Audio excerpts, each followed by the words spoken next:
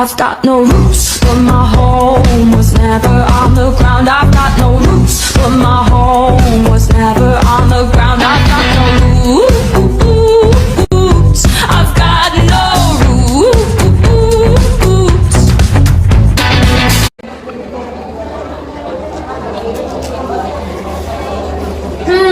Sekarang enaknya ngapain ya? Sistem limfa? Kira-kira sistem limfa itu apa ya? Coba bertanya. Coba bertanya-tanya. Ini harus tahu ya. Kamu tuh mau sosok tahu deh. Mending kita belajar bersama mengenai sistem limfa, Gangguan peredaran darah dan teknologinya. Sistem limfa atau limfatik merupakan suatu sistem sirkulasi sekunder yang berfungsi mengalirkan limfa atau getah bening di dalam tubuh, terutama antar kelenjar limfa. Fungsi sistem limfa yang pertama, mengatur keseimbangan cairan tubuh, yaitu dengan mengambil kelebihan cairan jaringan dan mengembalikannya ke darah. Yang kedua, menyerap sebagian lemak makanan dalam usus. Yang ketiga, melindungi tubuh dari zat asing yang mengganggu kekebalan tubuh. Yang keempat, membuang produk limbah dan bakteri dari getah bening. Yang kelima, mendeteksi keberadaan antigen dan membentuk antibodi untuk melawannya. Yang keenam, melawan berbagai penyebab infeksi, seperti kuman, virus, jamur, dan parasit. Dan yang ketujuh, mendeteksi keberadaan sel kanker dan mencegah pertumbuhannya. Teman-teman tahu nggak sistem limfatik itu tersusun oleh apa saja? Sistem limfa tersusun dari 3 bagian, yaitu organ limfa, pembuluh limfa, dan cairan limfa. Organ penyusunan sistem limfa. Yang pertama ada limfa. Limfa merupakan kelenjar berwarna ungu tua terletak di sebelah kiri abdomen, yaitu di bawah iga ke-9, ke-10, dan ke-11, dan permukaan luarnya menyentuh diafragma. Fungsinya yaitu yang pertama, menghasilkan limfosit dan zat antibodi. Yang kedua, menghancurkan sel darah putih dan trombosit serta menghasilkan sel darah merah pada masa janin. Yang ketiga, menyaring dan memonitor darah dalam tubuh. Dan yang keempat, memproduksi dan menyimpan sel darah putih untuk melawan infeksi. Kelenjar timus. Kelenjar timus merupakan kelenjar yang terletak di belakang tulang dada berwarna kemerahan dan terdiri atas 2 lobus. Fungsinya, menghasilkan sel limfosit yang disebut sel T. Sel ini berfungsi untuk mendeteksi dan melawan bakteri maupun virus penyebab infeksi. Kelenjar timus juga sudah mulai mengembangkan sistem kekebalan tubuh dari sebelum lahir hingga masa perkembangan anak. Yang ketiga, nodus limfa. Nodus limfa adalah komponen sistem limfatik yang berbentuk seperti kacang kecil yang dihubungkan oleh struktur yang disebut pembuluh limfa. Fungsinya yang pertama, berfungsi menyaring dan menghancurkan partikel asing, misalnya bakteri, agar tidak menyebar ke jaringan tubuh. Yang kedua, mencari antigen dari limfe dan menginisiasi respon imun. Dan yang ketiga, membantu melakukan penyaringan terhadap sampah seluler, yaitu sel mati yang dapat berbahaya bagi tubuh. Yang keempat, kelenjar tonsil.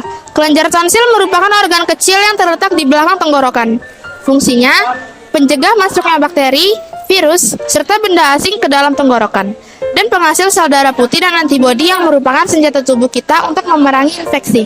Dan yang kelima ada sumsum tulang belakang. Sumsum tulang belakang adalah jaringan lunak yang kenyal. Letaknya berada di tengah tulang tertentu seperti tulang pinggul dan tulang dada. Fungsinya yang pertama, transmisi pemasukan rangsangan antara periferi dan otak. Yang kedua, membawa sinyal dari otak. Yang ketiga, membawa informasi ke otak. Dan yang keempat, respin refleks. Organ yang telah disebutkan sebelumnya, sistem limfa juga disusun oleh pembuluh limfa. Apa itu pembuluh limfa? Pembuluh limfa adalah jaringan kapiler dan jaringan tabung besar yang berada di seluruh tubuh yang berperan untuk mengangkat getah bening dari jaringan tubuh. Pembuluh limfa terdapat di seluruh tubuh dan organ tubuh, kecuali saraf pusar, bola mata, telinga dalam, epidermis kulit, kartilago, dan tulang. Pembuluh limfa berupa vena kecil yang memiliki banyak katup, serta berdinding transparan dan sangat permeabel, sehingga partikel yang berukuran sangat besar dapat masuk ke dalam jaringan. Pembuluh limfa terkecil atau kapiler limfa terdiri atas lapis endotelium yang berukuran lebih besar daripada kapiler darah, serta terdapat pada fili usus halus yang disebut lakteal atau saluran limfa. Selanjutnya ada cairan limfa atau getah bening. Cairan limfa adalah sebuah jaringan yang diabsorpsi ke dalam kapiler limfa, berwarna kekuning-kuningan, serta mengandung plasma protein, limfosit, keping darah, fibrinogen, lemak, dan sedikit oksigen. Cairan limfa tidak mengandung sel darah merah dan karbon dioksida.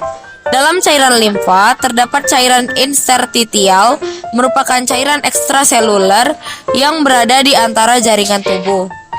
Jaringan ini harus dikembalikan ke pembuluh darah.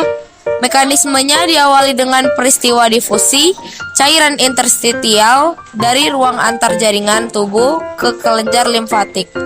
Kemudian diteruskan ke pembuluh limfatik. Pembuluh limfa akan bermuara ke kapiler limfatik yang letaknya berdekatan dengan pembuluh darah. Selanjutnya ada faktor yang menggerakkan cairan limfa. Faktor yang menggerakkan cairan limfa ada 4. Yang pertama ada kontraksi otot atau gerakan bagian tubuh. Yang kedua ada inspirasi dan ekspirasi rongga dada. Yang ketiga ada pemijatan tubuh. Dan yang keempat yaitu olahraga. Olahraga dapat meningkatkan aliran cairan limfa sebanyak 5-15 kali.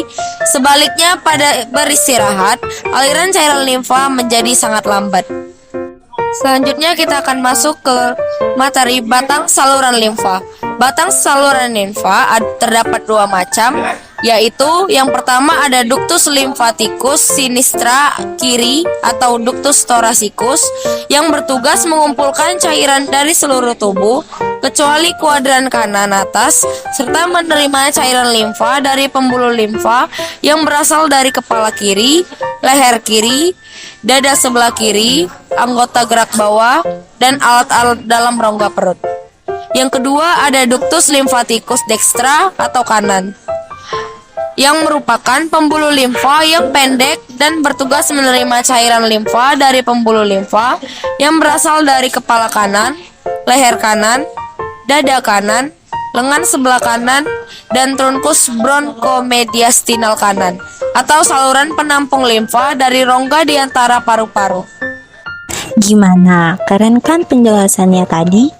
Sebelumnya, kalian pernah nggak sih berpikir bagaimana sistem limfa itu bekerja dalam tubuh kita? Hah? Gimana itu, Dika? Cara kerja sistem limfatik. Pertama, limfatik atau getah bening mengumpulkan cairan, zat sisa, dan zat lainnya pada jaringan tubuh di luar aliran darah. Ketika cairan mengalir, kelenjar getah bening menyaring bakteri, virus, dan zat asing lainnya. Lalu, cairan yang telah tersaring berupa garam dan protein dikembalikan ke dalam peredaran darah kembali. Sirkulasi sistem limfatik bermula dari cairan interstisial dari jaringan, bergerak menuju ke kapiler limfa, lalu bergerak menuju ke saluran penampung, lalu ke pembuluh limfa yang lebih besar, kemudian bergabung membentuk trunkus atau batas saluran limfa utama. Aduh, puyeng banget. Kenapa lo Angel? Aduh, aku ngerasa mau jatuh tiap jalan nih. Sama kepala berat dan pusing banget. Oh, pasti ada gangguan pada sistem peredaran darahmu nih. Kira-kira ini gangguan apa ya? Sakit anemia pasti itu. Teman-teman tahu nggak, selain anemia, masih banyak gangguan pada sistem peredaran darah loh. Tetap stay nonton video kami ya. Jadi teman-teman, gangguan atau penyakit pada sistem peredaran darah dapat terjadi pada darah, jantung, dan pembuluh darah. Contoh penyakit yang menyerang darah, yang pertama anemia. Anemia adalah keadaan di mana tubuh kekurangan sel darah merah sehat atau hemoglobin, sehingga sel-sel dalam tubuh tidak mendapat cukup oksigen dan tidak berfungsi secara normal atau hipoksemia. Penyebab anemia yaitu yang pertama produksi sel darah merah yang kurang, yang kedua kehilangan darah secara berlebihan, yang ketiga hancurnya sel darah merah yang terlalu cepat, yang kedua leukemia, Leukemia merupakan kanker darah akibat tubuh terlalu banyak memproduksi sel darah putih abnormal. Leukemia dapat disebabkan oleh keturunan atau faktor genetika, menderita kelainan genetika Down syndrome dan Broca. Yang ketiga, hemofilia. Hemofilia adalah penyakit keturunan yang mengganggu proses pembekuan darah. Gejala utama hemofilia adalah peredaran darah yang berlangsung lebih lama. Penyakit ini lebih sering terjadi pada pria. Selanjutnya yang keempat, siklemia atau sickle cell disease, penyakit sel sabit. Penyakit ini merupakan penyakit genetik akibat mutasi gen yang menyebabkan sel darah memiliki hemoglobin abnormal atau hemoglobin S, sehingga kekurangan jumlah oksigen dan berbentuk seperti bulan sabit. Sel sabit ini rapuh dan mudah pecah saat melewati pembuluh darah. Akibatnya terjadi anemia, penjumbatan aliran darah, kerusakan organ, dan kematian. Yang kelima, thalassemia. Penyakit ini merupakan penyakit keturunan yang terjadi akibat kelainan sel darah merah. Sel darah merah berbentuk tidak normal, cepat rusak, kekurangan oksigen, dan berumur lebih pendek dari sel darah merah normal. Penderita memerlukan transfusi darah secara berulang-ulang seumur hidupnya. Penderita menjadi pucat, pusing, lemah, letih, sesak, sulit tidur, dan warna kulit menghitam, atau akibat zat besi dari sel darah yang hancur tidak dapat dikeluarkan dari tubuhnya. Selanjutnya, penyakit yang menyerang organ jantung antara lain yang keenam adalah jantung koroner. Jantung koroner merupakan kondisi ketika arteri koroner tersumbat oleh timbunan lemak. Penyakit ini menimbulkan keluhan berupa nyeri dada, sesak napas, dan gejala serangan jantung. Jika dibiarkan, penyakit jantung koroner dapat menyebabkan gagal jantung. Penyebab jantung koroner adalah merokok, kolesterol tinggi, kegemukan, diabetes meletus. Yang ketujuh, infark miokard atau IM. Infark miokard umumnya dikenal sebagai serangan jantung. Terjadi ketika sekelompok otot jantung mati karena penyumbatan mendadak dari arteri koroner atau trombosis koroner. Hal ini biasanya disertai dengan nyeri dada luar biasa dan sejumlah kerusakan jantung. Selanjutnya kita masuk ke penyakit yang menyerang pembuluh darah. Antara lain yang ke-8, arteriosklerosis. Arteriosklerosis merupakan penyakit degeneratif arteri yang menyebabkan sumbatan bertahap sehingga mengurangi aliran darah. Di bawah lapisan dalam arteri terdapat plak-plak lemak. Hal tersebut dapat disebabkan oleh kolesterol teroksidasi, radikal bebas, tekanan darah tinggi, homocysteine, bahan kimia yang dibebaskan dari sel lemak, dan bakteri atau virus perusak dinding pembuluh darah. Yang ke-9, aterosklerosis. Aterosklerosis merupakan kondisi ketika pembuluh darah menyempit dan mengeras akibat penumpukan plak.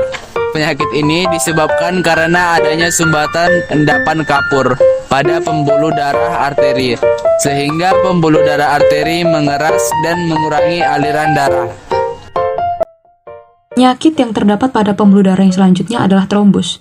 Trombus adalah gumpalan bekuan darah yang menyumbat pembuluh darah. Sumbatan pada pembuluh darah vena akan menyebabkan penumpukan cairan dan pembengkakan, seperti pada penyakit varises dan trombosis vena dalam DVT.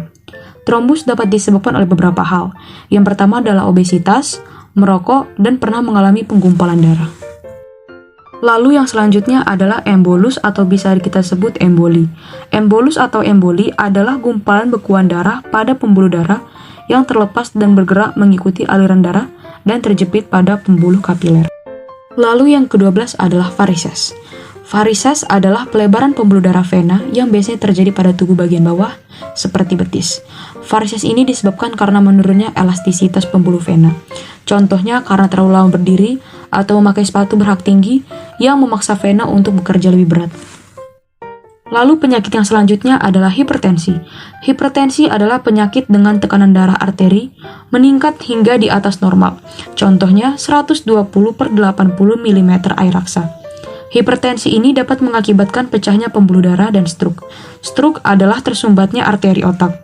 Hipertensi ini dapat disebabkan oleh merokok, terlalu banyak konsumsi makanan asin dan makanan manis, serta kurangnya aktivitas fisik. Lalu penyakit pada pembuluh darah selanjutnya adalah hipotensi. Hipotensi adalah penyakit dengan tekanan darah arteri menurun hingga di bawah batas normal, yaitu kurang dari 90/60 mm air raksa. Hipotensi dapat menyebabkan pusing, lemas, hingga pingsan. Penyebab hipotensi sendiri antara lain adalah kehamilan, berbaring terlalu lama karena sakit, konsumsi obat pelangsing yang terlalu berlebihan, dan dehidrasi. Lalu penyakit yang selanjutnya adalah stroke. Stroke adalah kondisi yang terjadi ketika pasokan darah ke otak mengalami gangguan atau berkurang akibat penyumbatan atau bisa disebut dengan stroke iskemik atau pecahnya pembuluh darah otak yang disebut dengan stroke hemoragik. Salah satu penyebab stroke adalah adanya sumbatan di pembuluh darah yang mengarah ke otak. Stroke yang disebabkan oleh adanya sumbatan ini dikenal dengan sebutan stroke iskemik. Penyakit pada pembuluh darah yang terakhir adalah hemoroid atau wasir. Hemoroid atau wasir adalah pelebaran pembuluh darah vena di sekitar anus.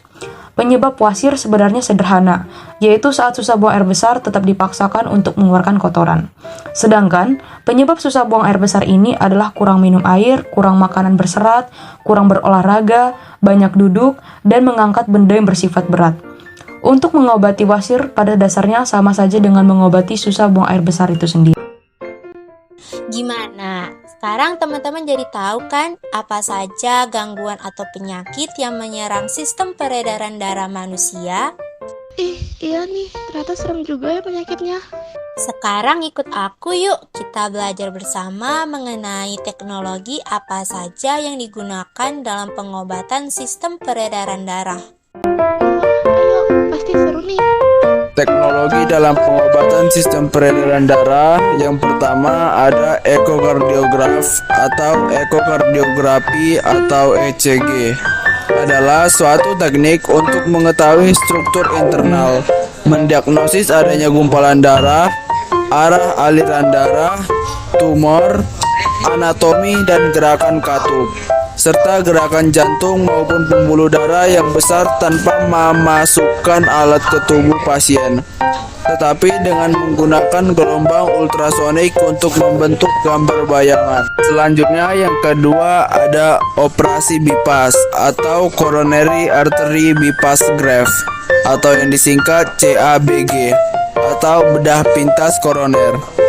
Adalah teknik revaskularisasi atau membuat saluran baru melewati arteri koroner yang mengalami penyempitan atau penyumbatan. Saluran baru yang dibuat dapat berasal dari arteri atau vena yang sehat dari tubuh bagian lain yang dicangkokkan atau dihubungkan dari aorta menuju ke jantung untuk menggantikan jalur arteri yang tersumbat. Berikutnya yang ketiga ada terapi gen. Terapi gen merupakan suatu teknik untuk menumbuhkan pembuluh darah baru dengan cara menyuntikkan beberapa salinan gen yang mengkode VEGF atau Vascular Endothelial Growth Factor. VEGF diperlukan untuk mendorong munculnya pembuluh darah baru dari arteri. Jika berhasil, pembuluh darah baru tersebut dapat membawa darah melintasi arteri-arteri yang tersumbat. Berikutnya yang keempat, angioplasti.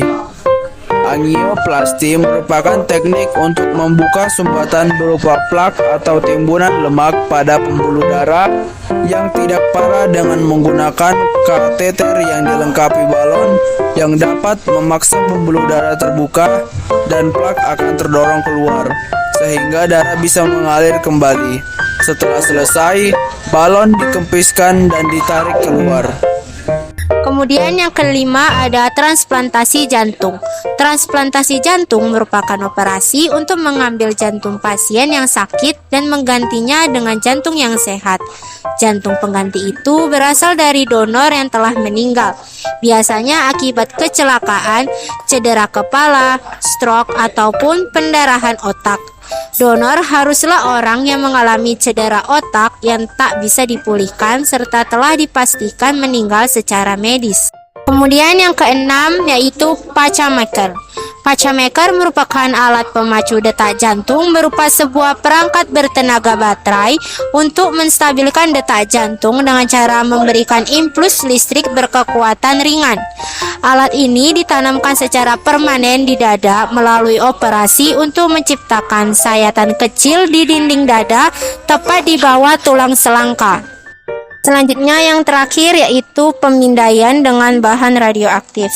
Teknologi ini merupakan cara yang aman untuk mendeteksi adanya penyakit jantung dengan cara menyuntikkan bahan radioaktif yang tidak berbahaya ke dalam tubuh pasien. Kemudian menggunakan detektor sinar gamma merekam dan membuat foto polaroidnya. Saat melakukan pemindaian ini akan disuntikkan sejumlah kecil bahan radioaktif yang disebut radio tracers. Wah, kita sudah di akhir video ini. Seru ya, kita sudah belajar banyak hal. Tapi apa yang kita udah jelaskan harus diingat baik-baik ya sama yang lagi nonton. Betul itu kata Angel. Oh iya, aku ada pantun nih. Suara Lucinta Luna memang paling cetar. Semoga yang nyimak tambah pintar. Cakep. Pak Mamat makan mie sama Ahmad.